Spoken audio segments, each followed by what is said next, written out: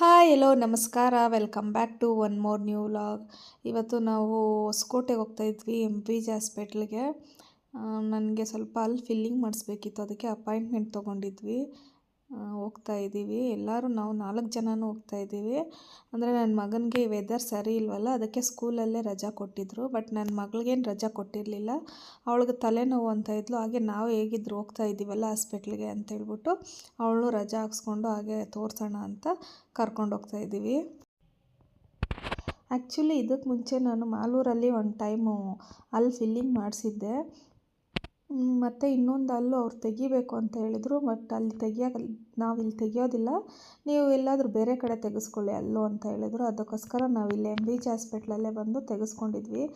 ಅಲ್ಲಿ ತೆಗೆದ್ಮೇಲೆ ಒಂದು ವಾರ ಫುಲ್ಲು ಬಾಯಿ ಏನು ತೆಗಿಯೋದಕ್ಕೆ ಆಗಲ್ಲ, ಮತ್ತು ಏನು ಬಿಸಿ ತಿನ್ನಬಾರ್ದು, ಮತ್ತು ಖಾರ ತಿನ್ನಬಾರ್ದು, ಮತ್ತು ಬಾಯಿ ಜಾಸ್ತಿ ಅಗಲವಾಗಿ ತೆಗೆದು ಮಾತಾಡೋದಕ್ಕಾಗಲ್ಲ.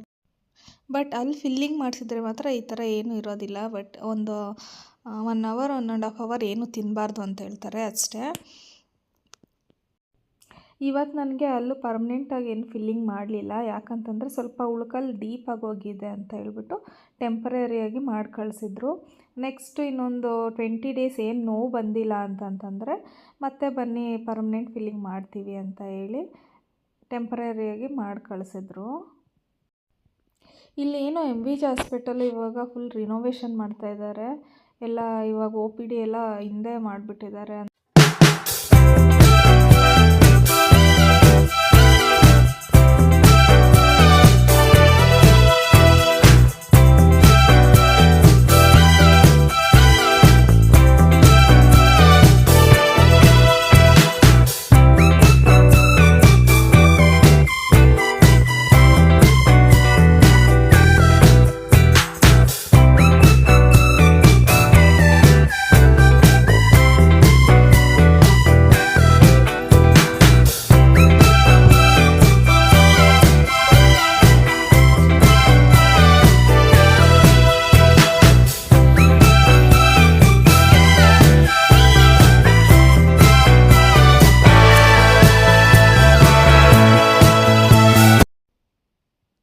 ಇಲ್ಲಿ ಹಾಸ್ಪಿಟ್ಲಲ್ಲಿ ತೋರಿಸ್ಕೊಂಡು ಮತ್ತು ನಾವು ಡಿ-ಮಾರ್ಟಿಗೆ ಬಂದ್ವಿ. ಮಕ್ಕಳೆಲ್ಲ ಇದ್ರಲ್ವ, ಹಾಗೆ ಅವ್ರಿಗೇನು ವಾಟರ್ ಬಾಟಲ್ಸು ಮತ್ತು ಸ್ಟೇಷ್ನರಿ ಐಟಮ್ಸ್ ಬೇಕು ಅಂತ ಇದ್ದರು.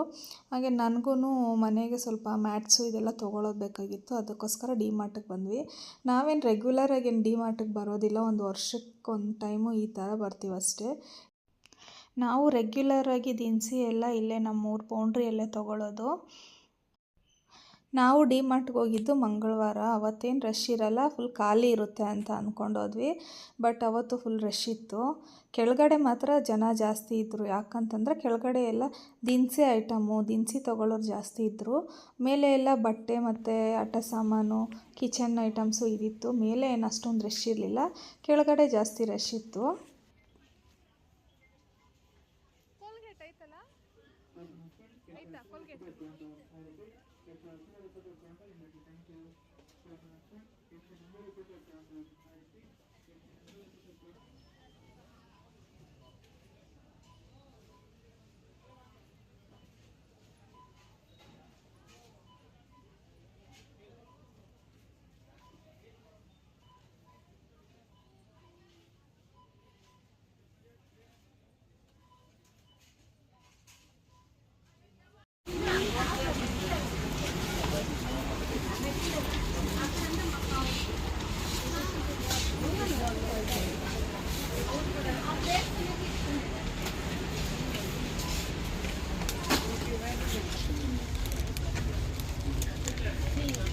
ಏನು ಯೂಸ್ ಹೇಳೋದು, ಏನು ಯೂಸ್ ಹೇಳೋದು, ಏನು ಬನ್ನಿ ನೋಡ್ಬೋದು.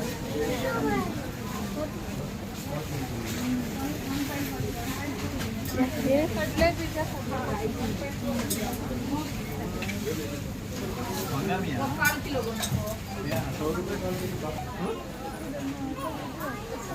ಎಲ್ಲ ಕೊಚ್ಚು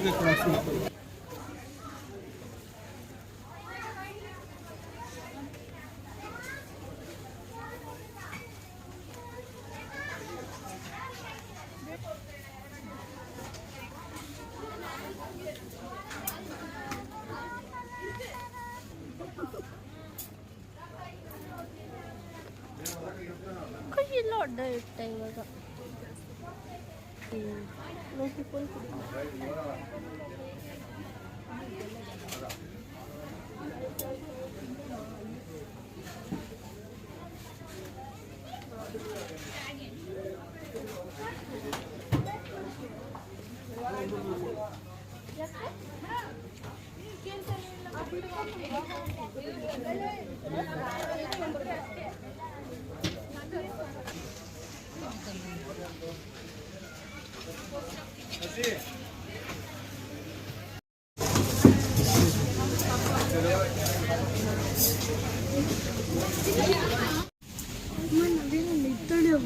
ಅಪ್ಪ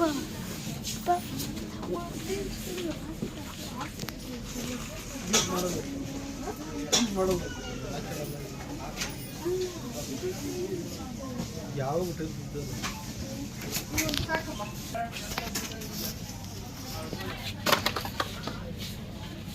ನೋಡಿ ನೋಡಿ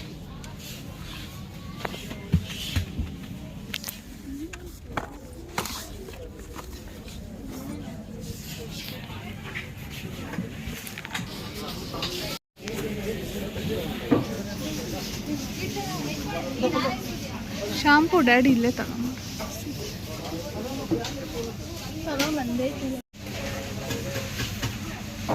ಏನು ಹಾಂ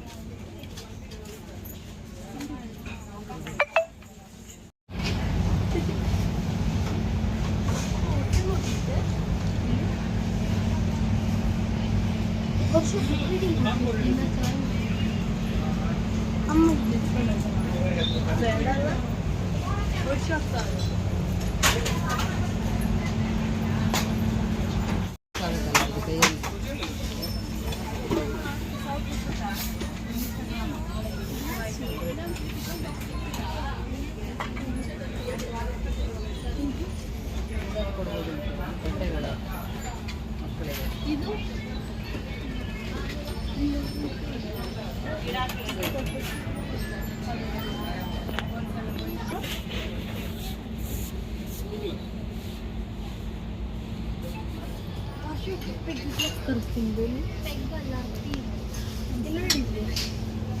ಚೆನ್ನಾಗೈತಲ್ಲ ಇದು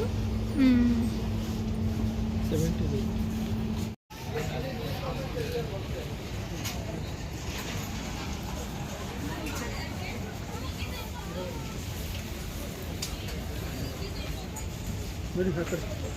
ಏನದು ಮ್ಯಾಚಾ ತಗೊಳ್ರಿ ಬೇಕೇನ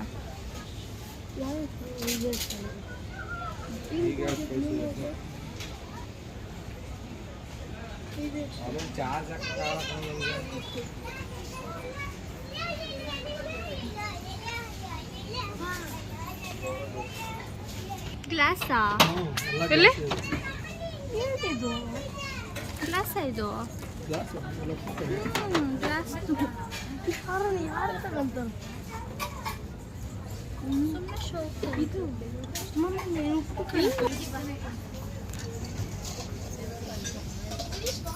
ಈಗ ನಿಲ್ಲಿಸ್ಬಿಡು ಅದನ್ನ ಅವಶ್ಯಕತೆ ಇಲ್ಲ ತಲೆಕೆ ನೋಡೋದು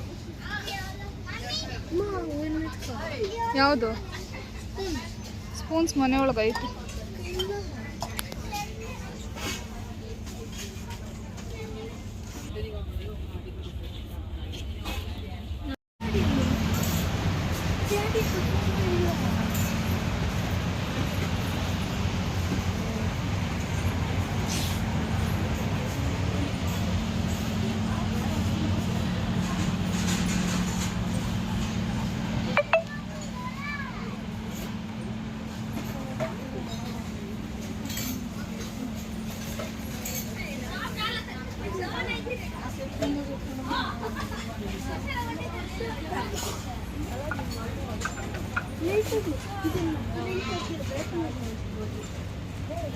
ಮಮ್ಮಿ ಹ್ಞೂ ನೋಡಿ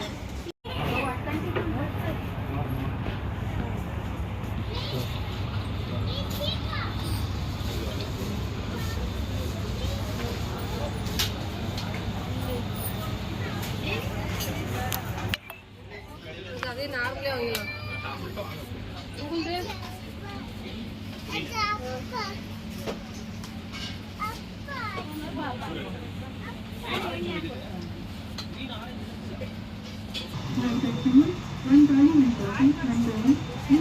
ಈ ಆರ್ಗನೈಸರ್ಸ್ ಚೆನ್ನಾಗಿರ್ತದೆ ಏನಾದರೂ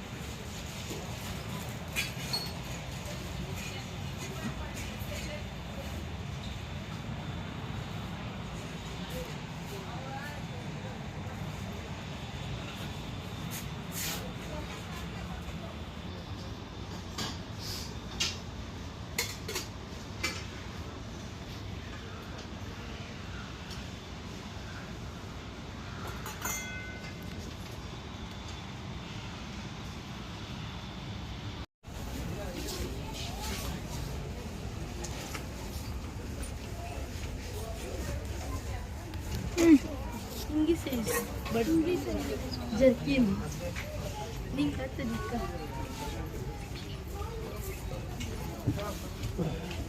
ಸೈಡ್ ಕೊಂಡೆ ಹ್ಞೂ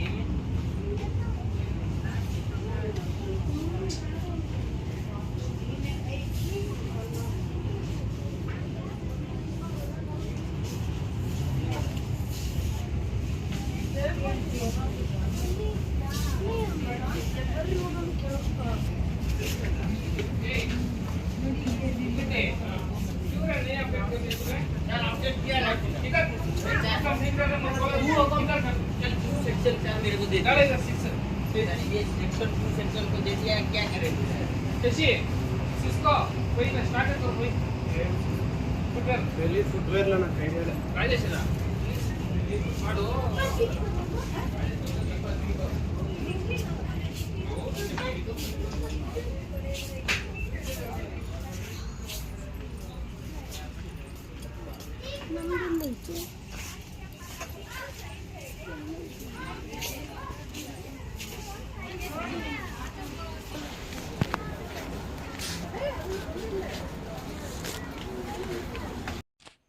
ಇಲ್ಲಿ ಐಟಮ್ಸ್ ಎಲ್ಲ ತೊಗೊಂಡಿದ್ದಾದಮೇಲೆ ಬಿಲ್ ಹಾಕ್ಸ್ತಾ ಇದ್ದೀವಿ. ನಾವು ಆ್ಯಕ್ಚುಲಿ ಡಿಮಾರ್ಟ್ಗೆ ಹೋದಾಗ 1:00 ಏನೋ ಆಗಿತ್ತು.